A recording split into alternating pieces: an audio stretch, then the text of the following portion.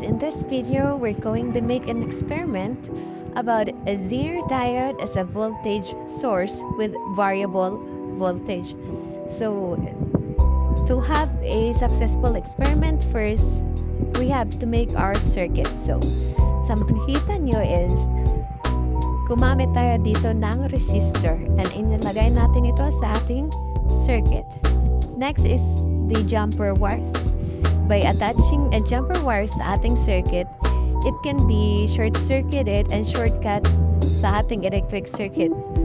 So, the purpose po aning jumper wire is to connect points in a circuit.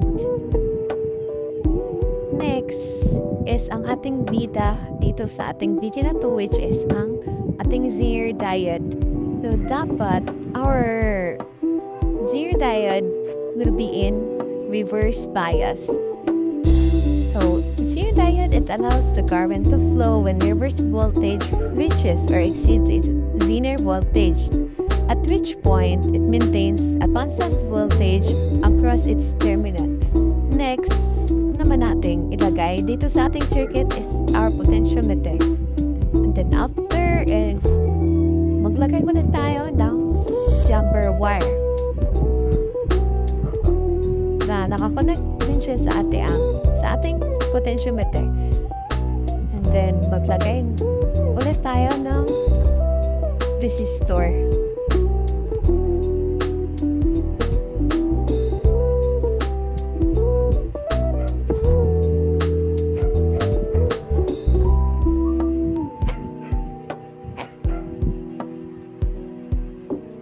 And then next is maglagay din tayo ng light emitting diode at ang ating LED.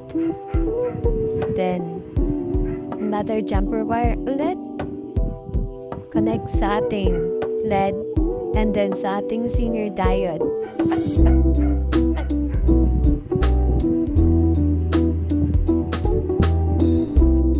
So since ang ating ginamit dito is ang Zener diode, hindi siya katulad ng mga normal na diode na, which is if in reverse bias siya is hindi na matuloy ang pag-flow.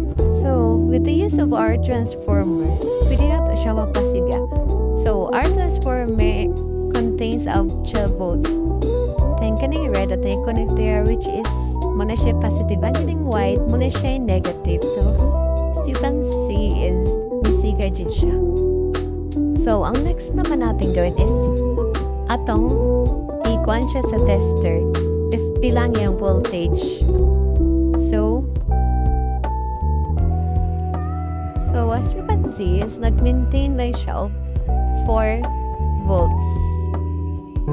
So, muna siya to ang variable voltage.